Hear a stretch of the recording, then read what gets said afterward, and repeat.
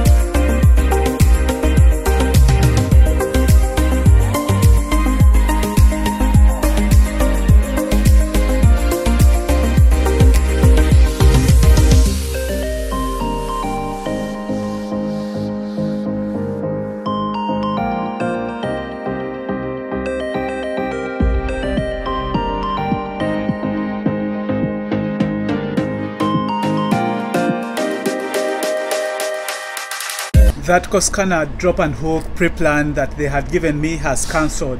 I really liked it because it was a drop and hook and it was gonna give me some time to get out of the city. Like, it's not very far, but at least I was gonna get out of the city. But unfortunately, they've cancelled it. So right now I'm going to bobtail out of the rail, go pick up an empty from somewhere, and then head to Garland for my pickup. I believe the pickup is a live load.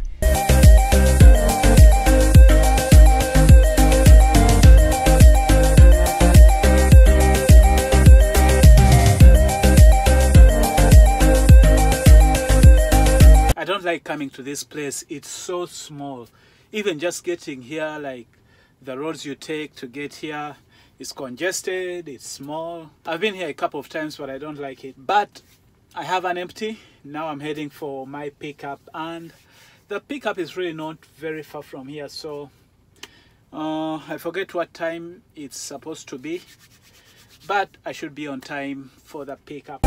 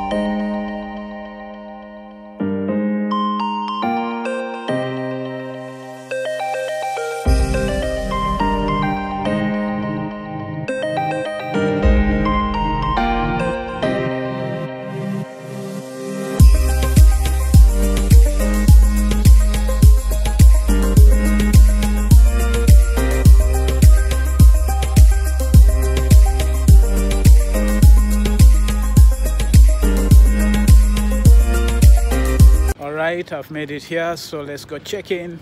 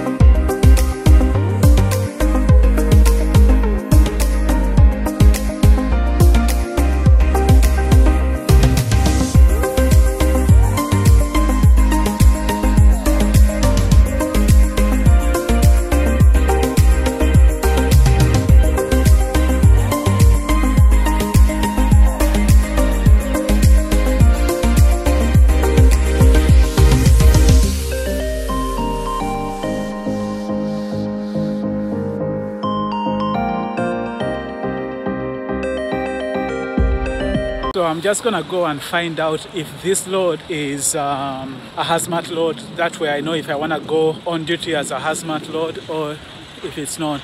According to the dispatch, it says it's hazmat, but sometimes that's what it will say and then they will say it's not. So let me double check. So it turns out it's a hazmat load.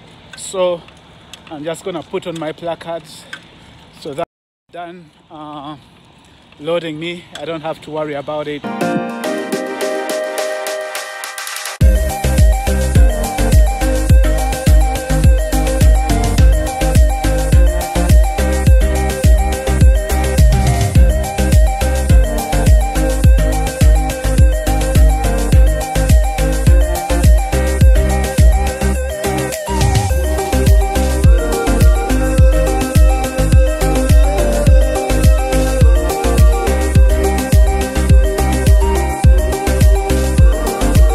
Okay, so I know some of you may have realized that on the container, on all sides, they have two pockets for placards.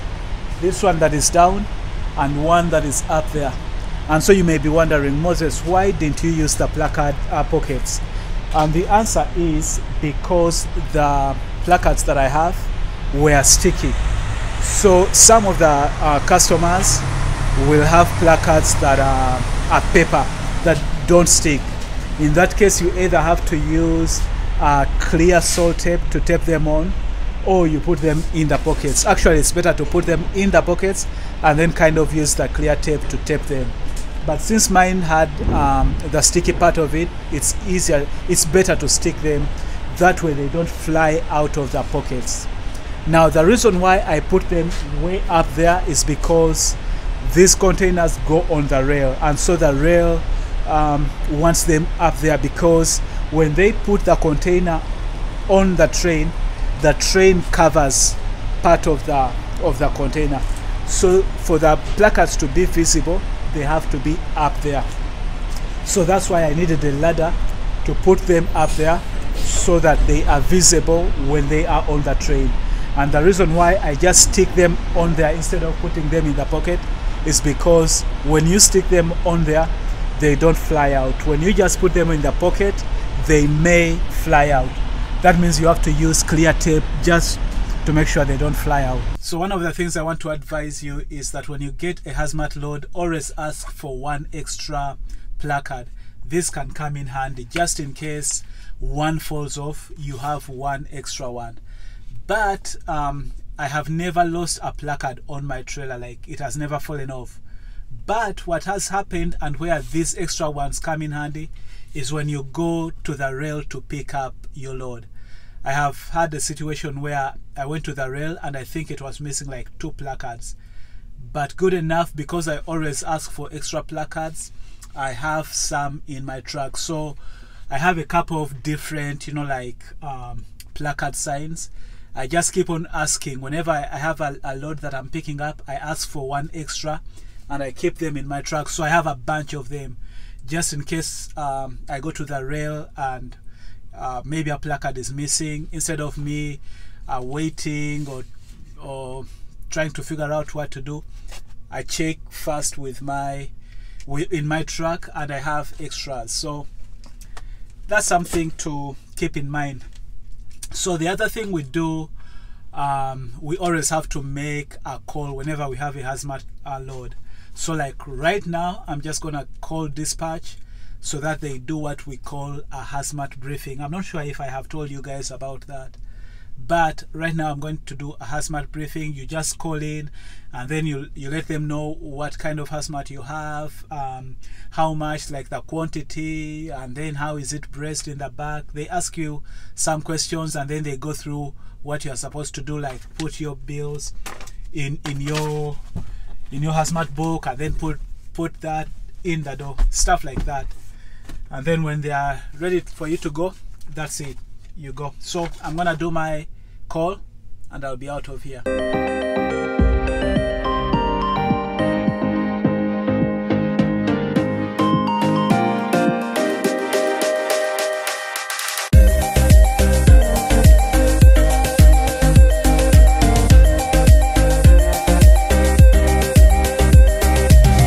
So I'm back at the rail. I'm just coming from the DAB.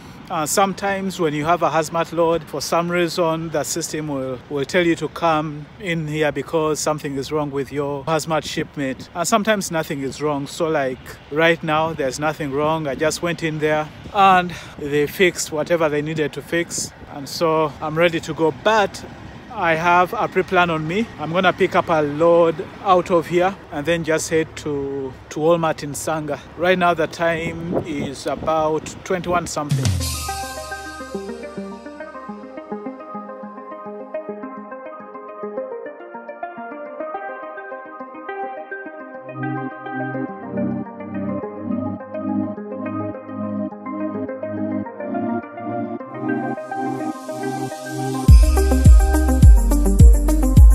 My container didn't have the bills, so I needed to pass by here so I can print out my bills. Now time to head to Sanga.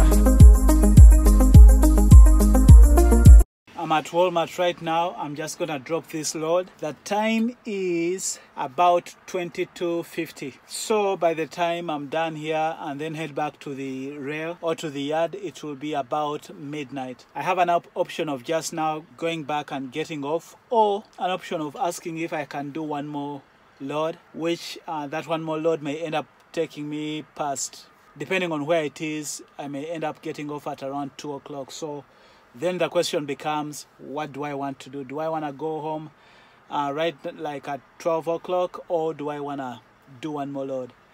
Well, I'm going to do this. I'm going to send them a message and ask them if they have anything short or close by and see what they say. If they have something close by, they will just pre-plan me on that and then I will do it.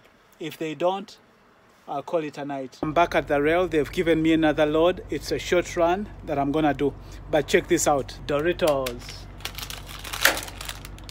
Cheetos, not Doritos. So some of the drivers really are nice because as you can see, the bill box is broken. But what this driver did after eating his Cheetos, he got this, put in the paperwork, put it up there, and this paperwork has been able to make it to me as the driver that delivers. So that is a good driver. Usually when I eat my sandwiches, when I bring sandwiches to work or some snacks in my small Ziplocs, like the sandwich bags, I don't throw those away. I keep them just in case I need to use them in situations like those.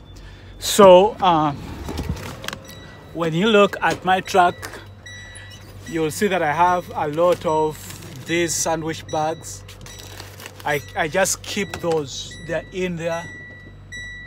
You probably can't see them, but the whole point is to make sure that if I get in a situation where like the bill box isn't working, I will put it in one of those sandwich bags. They're usually dry, and then hopefully it makes it to the other driver. It helps out. Like the load I did before, it didn't have the bills, so I had to go to the office. With this one, because of the Cheetos bag, I don't have to go to the office. Well done, driver.